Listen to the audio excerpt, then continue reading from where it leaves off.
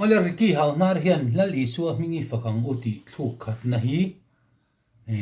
a soprano le bass an request na ri to khop maya ka man mai lo dewa tunin han salokila tha ome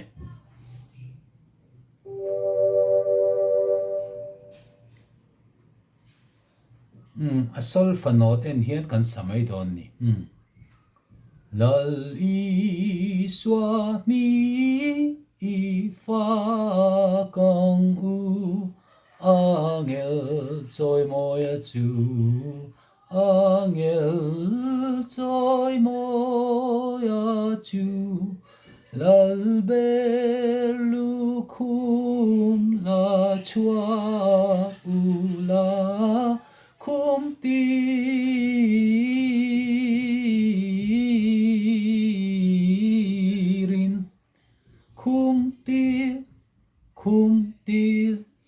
khum tir lal ber khum tir ro ti khani tani helaya.com hi akat kan ti kha so do re mi fa so ti turani akat lo chuan so do re mi fa so ti khanim ta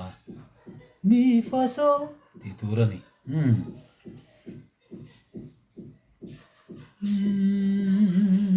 vui kha salia lal Isua mi I fa kang u angel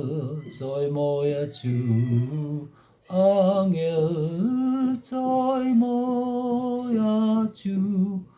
lal belu khum la chua u la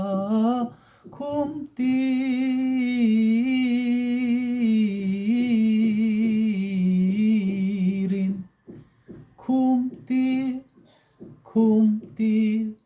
khum tir lal ber khum tir ro kha soprano nia kan sak dik lo thei lai chu helai hi ti la so ti la hi angel ti turani angel nilavin chuan a bass do sol al I do canta do ti la so fa mi re do niam canta ni lal Isua mi I fa kang u angel trôi môi chu angel trôi môi chu lal belu khum la chua u la khum tirin khum tir khum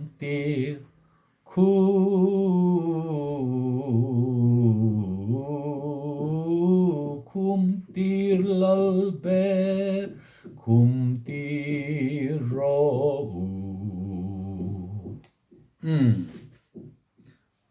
helai hian soi ngai pakhat chu I aslar hi hei khum tia hian kan slara hetai a thai phei poi hemi do thleng hi thai ta ni ani na taka chuan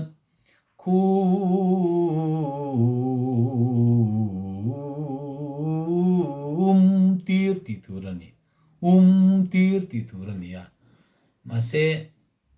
hla nen hian anal tawak lawa chu wangin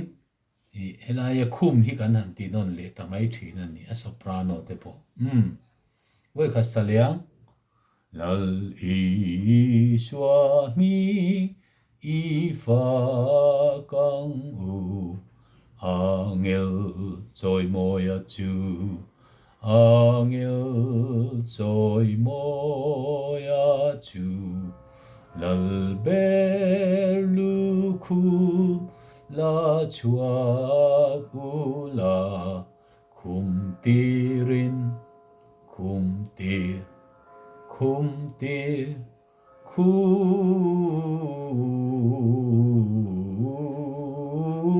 khum tir lal ber khum tir ro ti khani ta ni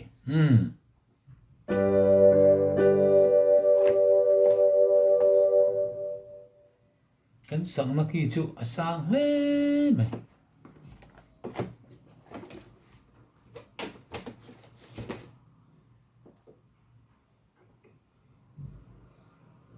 si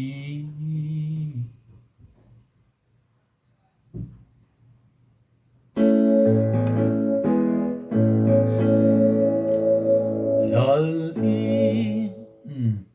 G in is a teng minus 5 yan lal Isua mi I fa bang u angel choi moya chu angel choi moya chu lal ber lu ku la chua ku la kum tirin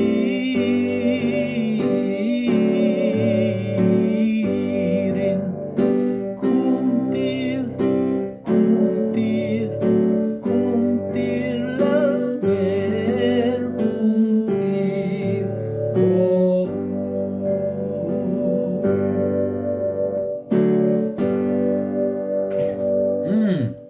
Arki haunar from request ania tikhan